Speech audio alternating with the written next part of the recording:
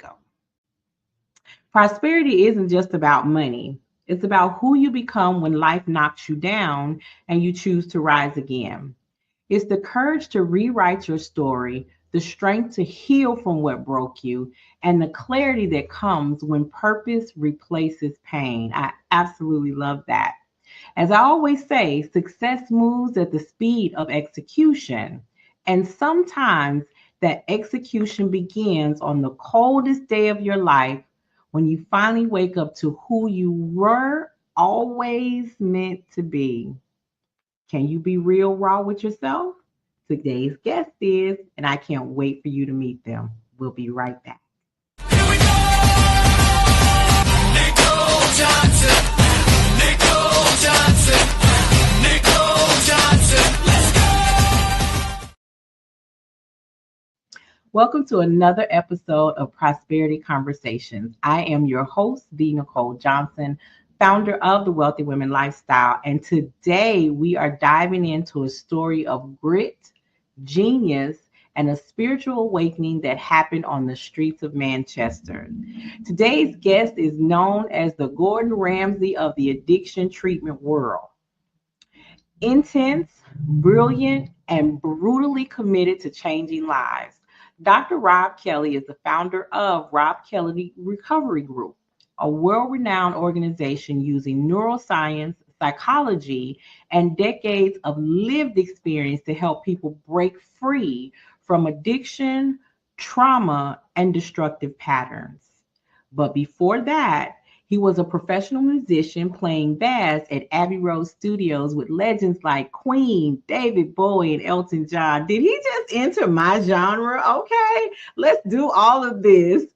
His music career helped him earn a PhD in psychology at Oxford University, and then addiction took it all.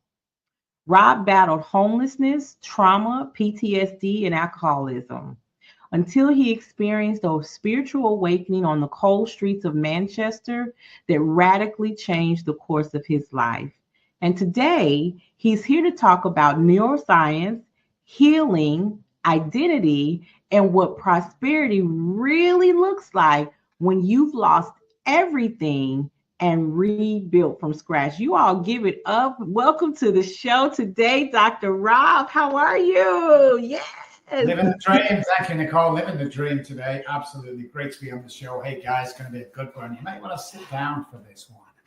Yes, I'm so glad to have you here because when with all the talks that we do, people talk about pain, they talk about rebuilding, but some of us really don't get to the root cause of trauma. Mm-hmm. And it's really important to me. I was just not too long ago delivering a keynote speech, and the topic was helping you rise beyond limits. So this is right up my alley. Okay. So I'm going to jump right into where we always start and ask you, Dr. Robb, to share with us, what does prosperity mean to you?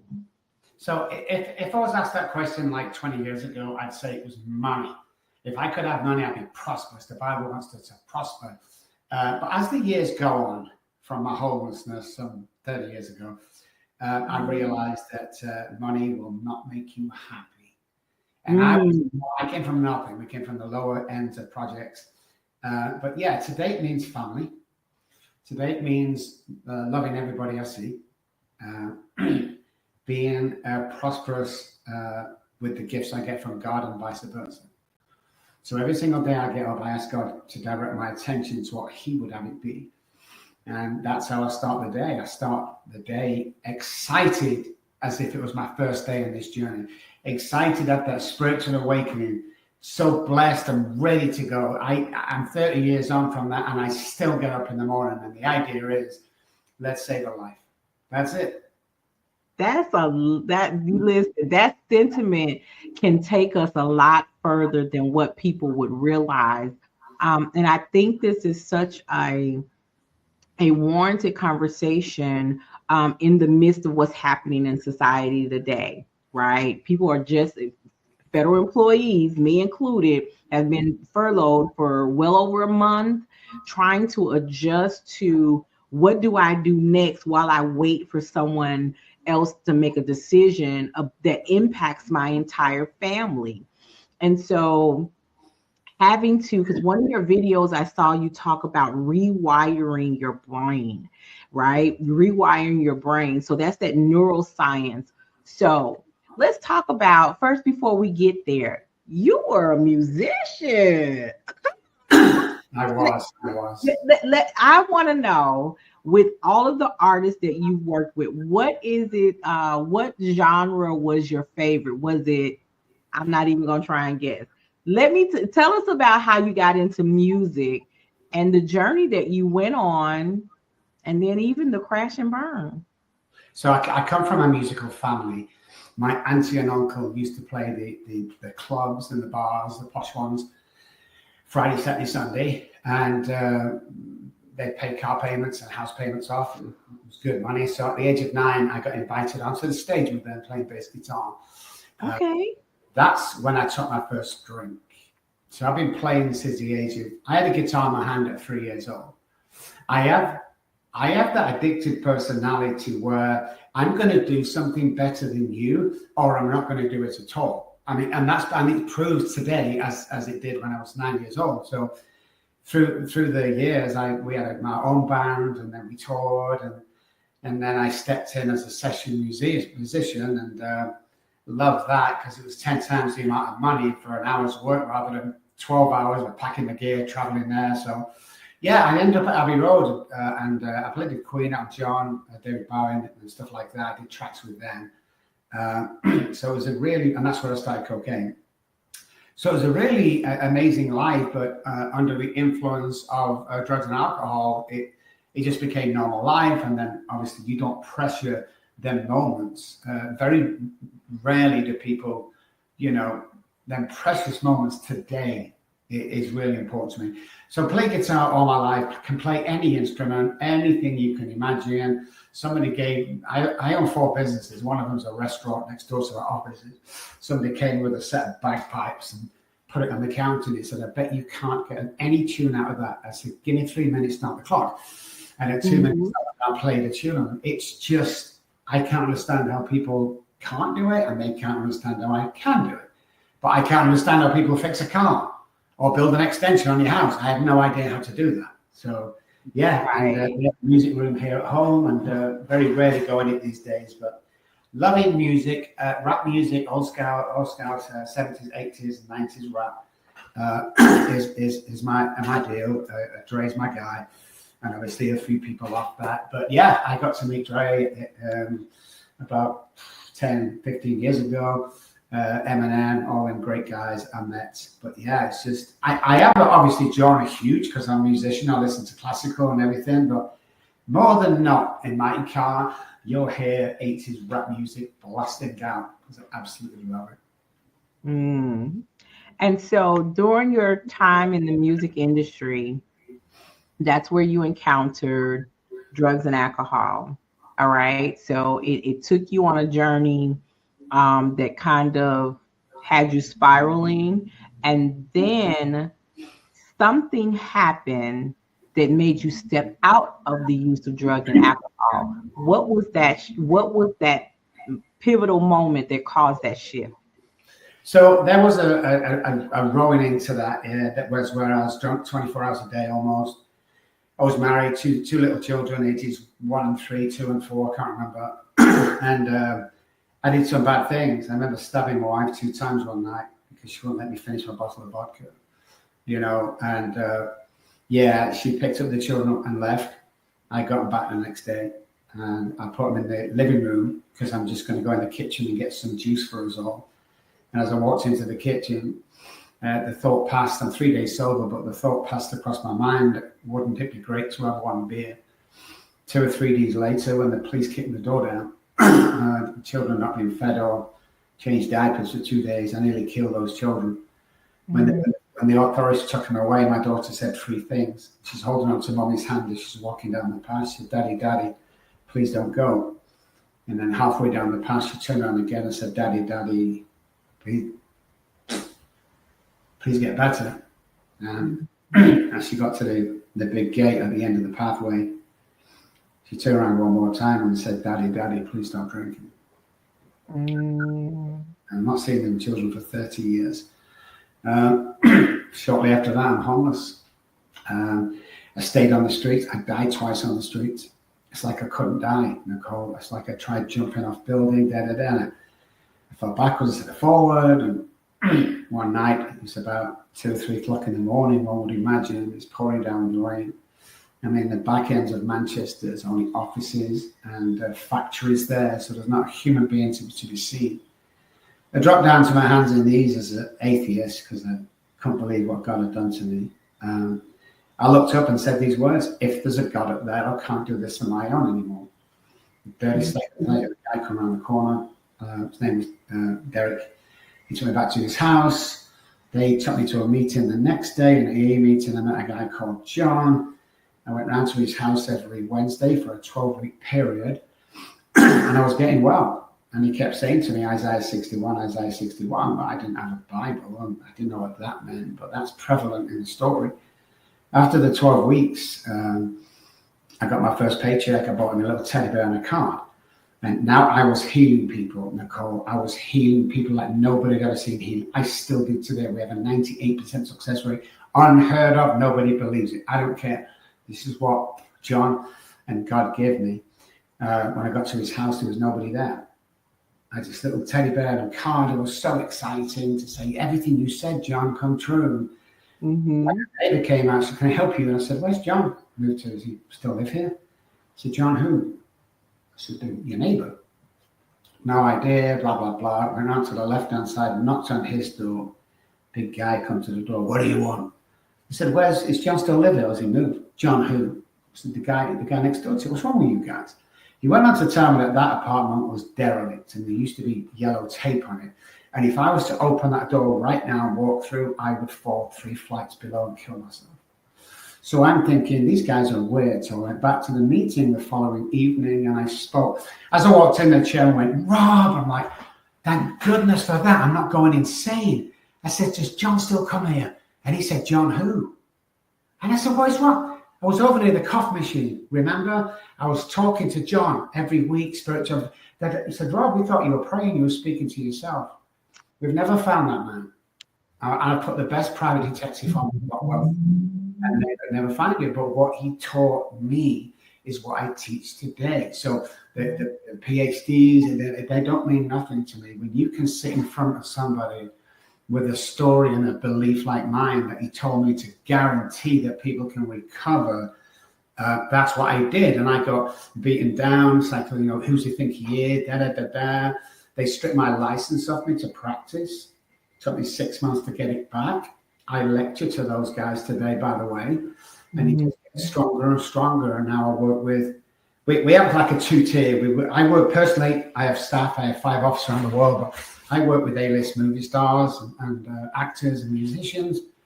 I only take on 4 patients, but 25% of my income, which we are a multi-million-dollar company, so you can imagine, goes back out direct to homeless people or mothers with children that need an apartment for a year till they get back on the street. That's what we do. And then we just started robbkellynonprofit.org to give back. So I got to give back every day, Nicole. And that's why I do podcasts. We turn about 15 podcasts down a week. But Courtney goes out. This is her job. Courtney goes out there and she finds people that are changing the world. And when she finds them, we humbly come to you and say, "Can I be on your podcast?" I'm not here to advertise anything. I'm here to save a life, and the combination between me and you, that's exactly what we're going to do.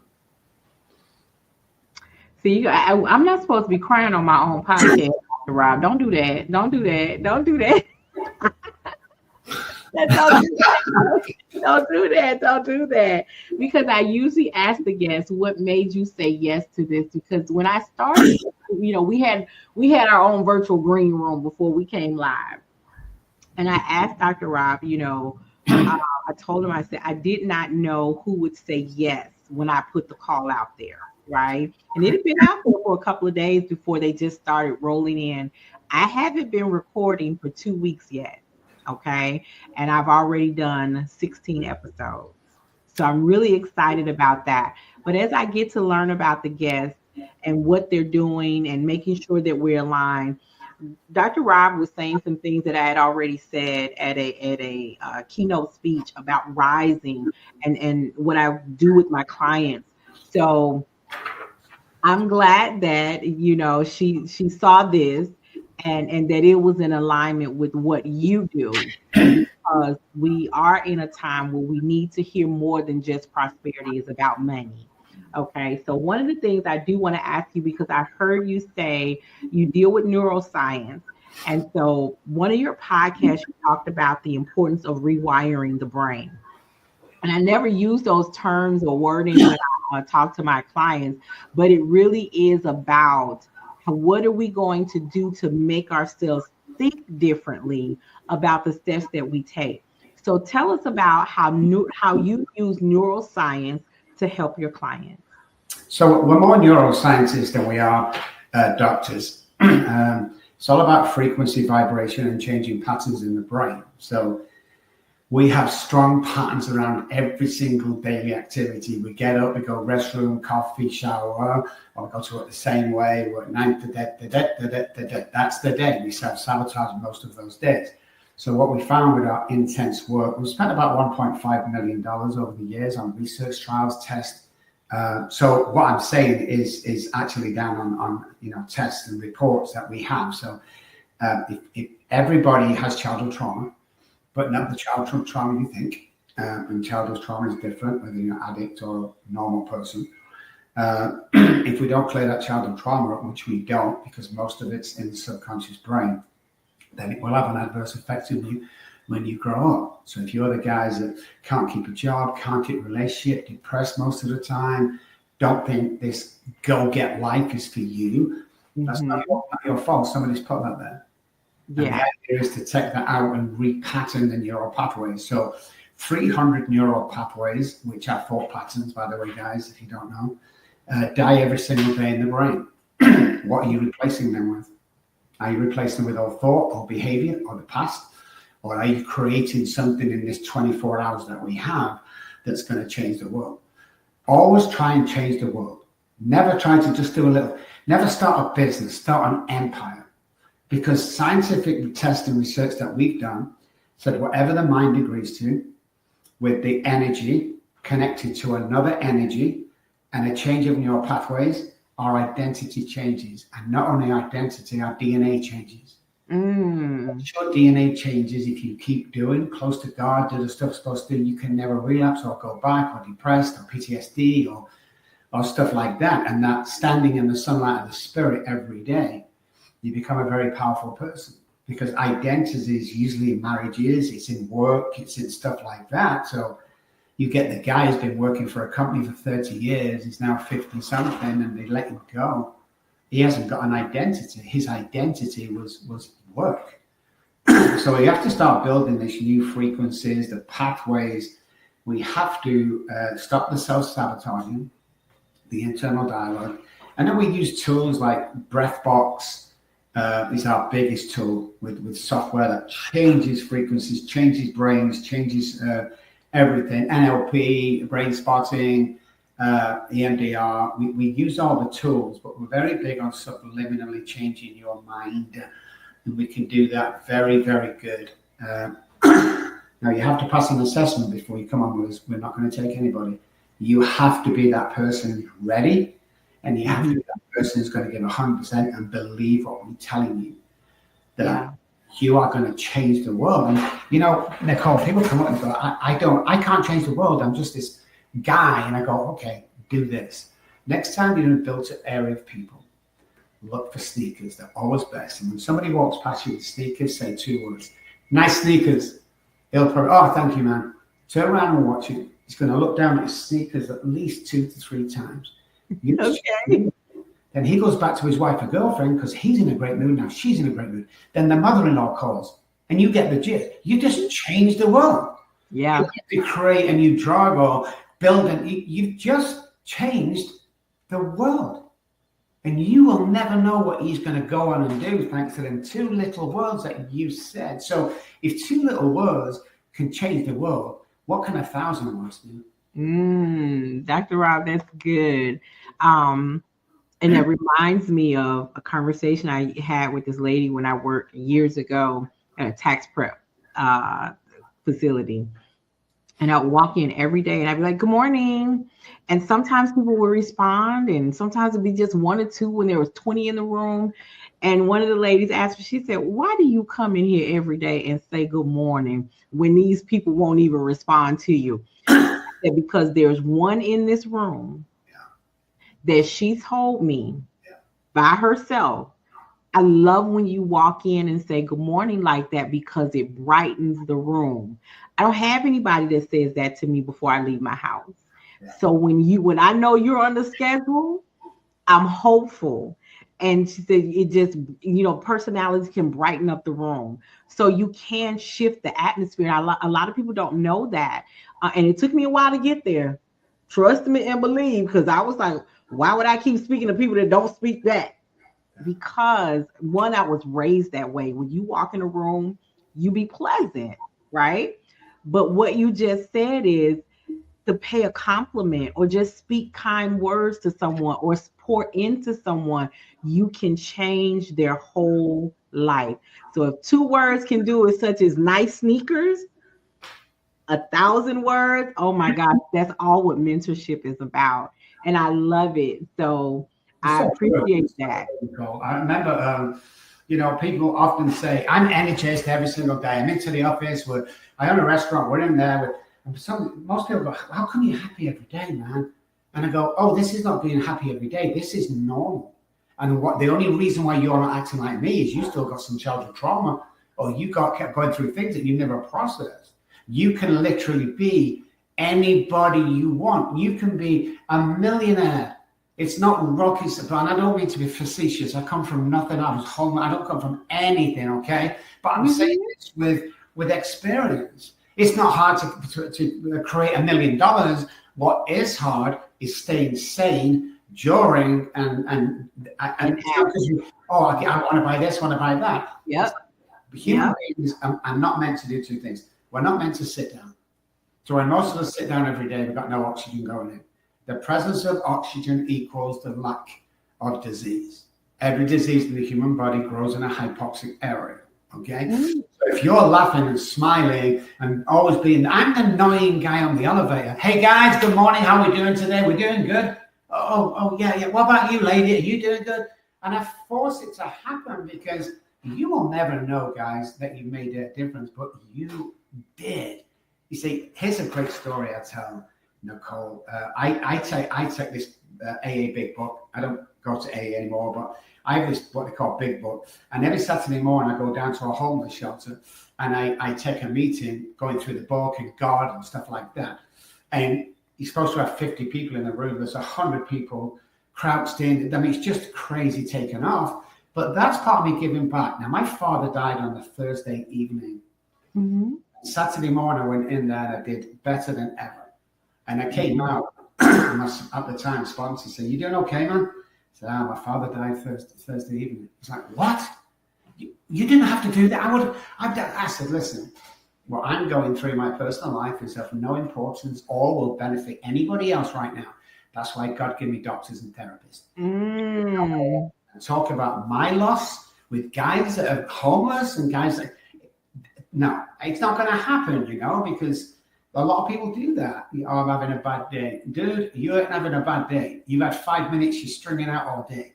Let's get real. I don't care whether you're homeless or you're a mom with 6 kids in a 1-bedroom apartment. We can change this around. A lot of people in my position, they I don't want to mention the past, well, that was the past. My past was like a semester at Harvard University. The stuff I did, the awakenings, the powerful message of God becomes my greatest asset. Because when people go, Dr. Robb, what do you know? I've seen the big house. You've never been homeless, check. You've never died, check. You've never lost your children, check. Do you want to keep playing this game? Because I've been through everything. And the reason why at last I can say after 30 years that I'm this good, I wish I could tell you, but I'm not. I follow the direction that I'm getting, and I guarantee you'll recover. And it's never not happened yet. It's an incredible position to be in, guys, and everybody can do it. You've been chosen. Everybody's chosen. Yeah, and It's chosen. everybody's chosen. And when I talked about empowerment, being empowered, and when you're empowered, it just has to be activated. Being empowered is a choice, right? So what something has to happen, and you choose to activate that something in you so that you can be, do, and all of the things. And I know that. And sometimes, but it does take someone like you, someone like me, to speak it into somebody to help them understand and do the work. So I absolutely love that. And what I find amazing is people who can still look to encourage and support others in spite of what they're going through themselves. So I applaud you for that because I can't imagine having that type of loss and within 48 hours standing in front of a room full of people to encourage them knowing what I was going through. It really, really does take a lot. So something you said earlier, and I kind of want to address it, your little girl. Daddy, daddy, please stop drinking. Yeah. Mm, Last thing she said to me. So years on, I'm in San Antonio, Texas, and all my family's not spoke to my daughter for 30 years. You know, my other daughter, 30 years. And then about 4 years ago, I get a message. Now, I'm a concierge doctor, which means that I work for the rich and famous. And if they send a message at 1 o'clock in the morning that there's a plane waiting for me, and I got to be on it. That's right. just the agreement we have. So bzzz, picks it up in the middle of the night, I'm trying to squint at it, and it says Charlie Kelly from Facebook. And I looked at it, and I pushed my wife, and I said, it's my daughter, it's my daughter, it's my freaking daughter. I was crying, it's my daughter. And I opened it up, and this is what it read. Hey, Dad. She called me Dad. I've just seen you on TV. I think it's time we met. I don't believe what everybody was telling me about you. Can we meet? Can you come over? We have people around us, as you could imagine. And within 4 hours, we're on a plane heading back to the UK. We arrived around the corner at 11 p.m. at night. We slept in a hotel. We went out, and I was so nervous. I was crying. I was scared. I was fearful. My wife was trying to hold me up as she's walking, and we got to the door, and I couldn't knock Nicole. I was too scared. I was crying. I was shaking. It was like all the bad thoughts came back. You piece of crap father. And she opened the door real quickly, and we hugged and we cried what seemed like 2 days, but it was probably 2 minutes. Yeah. This is when you know you're doing good in the world. This is the blessings of God that you will receive. She took me by my hand, and she walked me into a living room. And she handed me my 3-month-old granddaughter. Right there and then, I knew God was saying, thank you for everything you've done, man. Now, that same girl we sent back to school, and she's my lead therapist in my Manchester office today.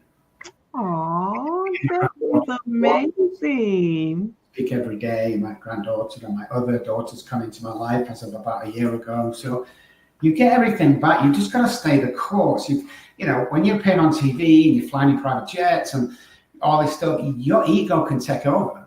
But I work really hard, and hey, this is the stuff I do, guys, because that's what I do for a living. I can't help that, but I'm always giving back this, you know. Every single time on good podcasts like this, I give my cell phone number, which we will do at the end. It's like, I'm not one of these guys from an ivory tower going, look at me, look at me. I'm the guys with our feet in the trenches saying, brother, if you're going to do something silly like end your life, I would rather spend 10, 20 minutes on the phone with you, giving you a pep talk, than hear your funeral next week.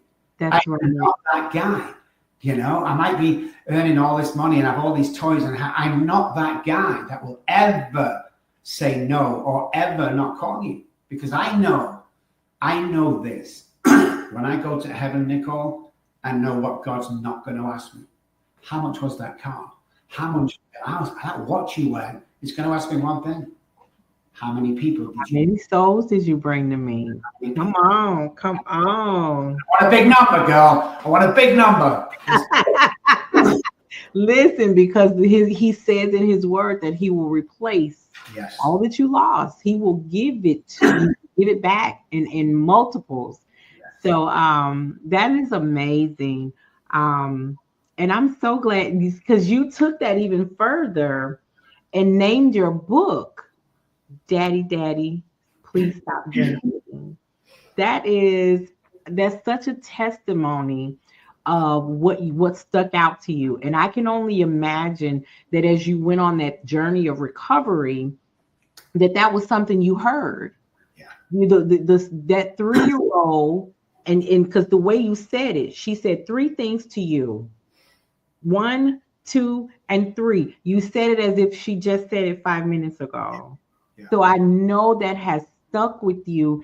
And at some point in time, through the withdrawals, through the hard times, am I going to make it? You kept hearing that. Yeah. So I'm so excited for you that you had that reconnection with her, and now you guys are working together. But I can see you in my head holding that 3-month-old baby.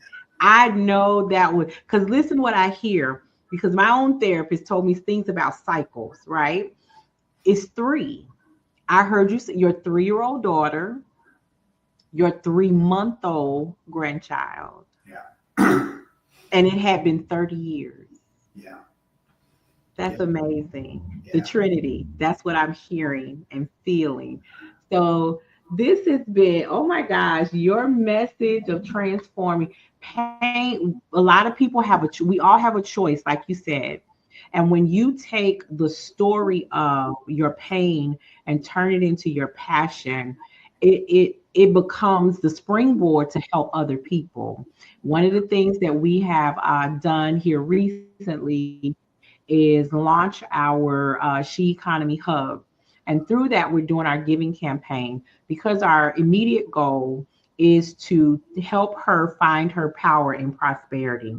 Our long term goal, or another immediate short term goal, is to sponsor 20 women to come to the Vision and Empowerment Retreat in 2026. We want them to have an experience. I teach how to do vision boards, and it's not your standard vision board. It is how to plan and create a strategic roadmap throughout 2026. You've got 5 different goals. Each goal needs its own strategy, and we work on that. And we pour into the participants. But our long-term goal is to help. I'm in Dallas, Texas, as a growing and seems what to me an uncontrollable homeless community. Yeah. Yeah. Okay. And they need as much assistance as possible. My goal is to help prevent that community from growing by working with foster children who are aging out of the system with no support. So that's our long-term goal, is to build a community that gives them emotional and mental support. Also gauges, what is it that they need? Do they need to go to college? Do they need to develop a trade? Do they want to go and do both? So that is part of, so you can go right onto our website, take a look and see how you can help. Now, I'm going to ask you something that I ask all our guests. For somebody who may be watching right now and sitting in the same that you were, Dr. Robb, saying, what should I do? I'm stuck. I feel unseen. I don't have any help. What would you say to them right now? You have to start dialogue with somebody straight away, somebody that trusts you and will not ridicule you or devalue. A lot of stuff we do as a child was never validated or approved. So we get a lot of women coming, molested or raped and stuff, but no one actually validated that back in the day. Like, shh, don't talk about that, don't talk about that. So start dialogue with somebody. Second thing is, you're at a crossroads. I love people at crossroads, guys. We got 4 paths here that you can go down. Everybody can change. Everybody can get your kids back, become whatever you want. You can do it, man. You just have to know the neuroscience behind it. Call us. So the number on the website is just a direct number to the office, and the office is manned 24 hours a day. If you're a parent or a loved one is really suffering, don't just call for general advice. You can call us, and you can call 50 times a day. We have a team dedicated, because nobody was there for my mom and dad.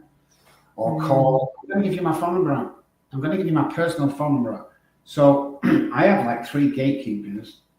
And again, not because I want to, because I have to. There's so many people, trying to call up and honestly, Dr. Robb, it just became unmanageable. But I'm going to give him my cell phone number. And if you're that person who was in my place, who don't think you have any choices, I want you to text me. And I'll text you straight back. And then we'll arrange for a 20, 30-minute talk. And during that talk, I'll change your life. And if I don't change your life in that 10 to 30 minutes, I'll send you $100 for wasting your time.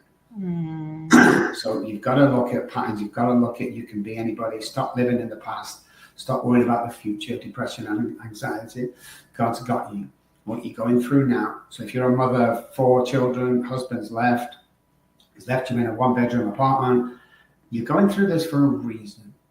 And believe me, 100% is why you're going through. Otherwise, you'd be dead.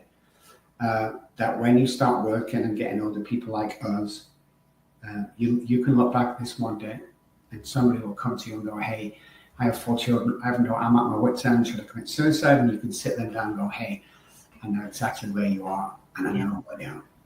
Yeah. That's it, I don't care what you're going through, guys. I don't care what you're going through right now. Keep going. Just keep going, man. That's all you've got to do.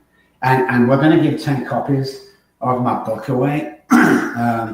If you email me on a call, just say you saw the show between us and it was amazing, I'm going to send it free of charge and pay for the book, the posting, the mailing. I'll sign it especially for you and have a read of that. It will give you an idea of when you are down here that this becomes more prevalent in your life, that you will always end up here.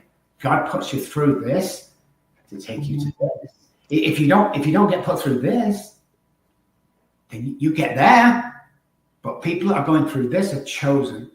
Don't give up. Don't think that this is me, this is my luck. No, it's molding you into this absolutely superpower. So when he pushes you forward, because he will, when you believe. You see, a lot of people think, well, God is circumstantial, guys. Okay? I'm on a plane heading from England to Dallas, where I used to live. And it's stormy, it's raining. We're up in the air for about 20 minutes only. It's pouring, you can see the lightning, and everyone's chatting. And all of a sudden, the plane dropped. And everybody this was it. And you could hear a pin drop on that plane. No one breathed. Everyone was holding on tight. And my buddy next to me leant over and went, hey, Rob, how many atheists are on this plane? Circumstantial. When you believe or when it gets bad enough, he's there waiting for you. So don't feel bad. I can't believe in God. That's fine, man. That's fine. But when you do, miraculous, not good, miraculous things happen to you. Yes, they do. Yes, they do. And I've been on a plane and we've had that sudden plunge, but we weren't quiet. We was praying right there. And I was like, oh, Jesus, yes. I'm not ready, Lord. I got too much work to do. We were a praying group on that plane right there. If somebody had leaned over and asked me that, I think I just would have died laughing. So yes, listen, I appreciate that because people do need to know that there are people out here who will help you in spite of your circumstances. And they are not looking to give you a handout, but a hand up. Because at some point in time, we all need a hand up. I was asked a time ago, could I work with an atheist? And I said, absolutely. Just because they don't pray for themselves don't mean I won't pray for them. You come in my presence, you're gonna get prayed over. If you don't like it, stay away. But I will pray for you, even if you go. So it's not about what your belief system is, about mine. And sometimes when we are in the thick of things that are going wrong, we don't have one. So we got to grab hold of someone that does. Right? We have to, and I might need to just believe in what Dr. Robb says or whoever else is around me because I don't have it for myself. And that's why God created community. That is why community is so important. So I appreciate your offer. We would love to have that. And if there's a number that you want to provide, I actually put it here on the screen because I would hope that if someone is listening, that they take advantage of the offer. Mm. I 100%, guys. Don't Google me before you do, because people, when I finally get on, oh well, I googled you and you're too important to. I am never too important. Don't ever believe that. You'll see photographs with no. Stop that. Okay, 214-600-0210 is my personal cell phone. Say it for me again. 214-600-0210. Now, I have a lot of stuff going on, so don't call, just text first. That's the one. And if you're going through something bad, if you're at a crossroads, text me. I would love you to text me saying how you're doing. Great, but I am so busy right now. It's crazy. I'll text you back. If I'm with a patient, I will still text you back within 10 minutes. And we'll arrange that call and we'll change you, change the world. I absolutely love that, Dr. Robb. And I've told you before we got started, I'm looking forward to conversations with you, whether your platform or mine, and maybe we can create something together. I think this is an absolute amazing message that you have. And I again, I thank you so much. Please tell your assistant, since she was the one who found us, tell her many blessings upon her, because I appreciate it. I heard you say a huge number of what you turn down on a frequent basis. Yeah. So we are glad to hear, like I said, to have you here. I didn't know who was going to answer the call, and I'm glad that you did. And I'm looking forward to what we create in the future. Okay, so before any last words before we go. If you're in a great place, guys, you can help somebody else better. I always tell this story about the kid that walked to the Golden Gate Bridge. He threw himself off and committed suicide. When they pulled him out of the water, they found his identity and they went back to his apartment looking for next of kin. When they got there, they found a letter on the kitchen table and it read, "I'm going to walk to the Golden Gate Bridge," which was an hour's walk, by the way, bear that in mind. "I'm going to throw myself off and commit suicide unless on the way there somebody smiles, nods, says good morning, any acknowledgement of another person while I'm walking there. I'll stop, I'll turn around, and I'll try again tomorrow." Question: how many people have you walked past today that's heading to the Golden Gate Bridge? Wow. Oh my goodness. Listen, Dr. Robb, your journey, your honesty, first of all, your brilliance, your fire, this has been an amazing conversation. And your journey reminds us that prosperity isn't found in fame or finances. It's found in healing, identity, and the courage to rebuild. And to everyone who's watching, I always tell you, prosperity isn't perfection. And it's not something you chase, it's something that you choose. And no matter where you are today, always remember success does move at the speed of execution, but you got to activate what's inside of you. And if you don't know how, there's a number right here on the screen where you can get some assistance before it's too late. I want you to know this has been another episode of Prosperity Conversations. I am the Nicole Johnson. Thank you to our special guest, Dr. Robb, today. And until next time.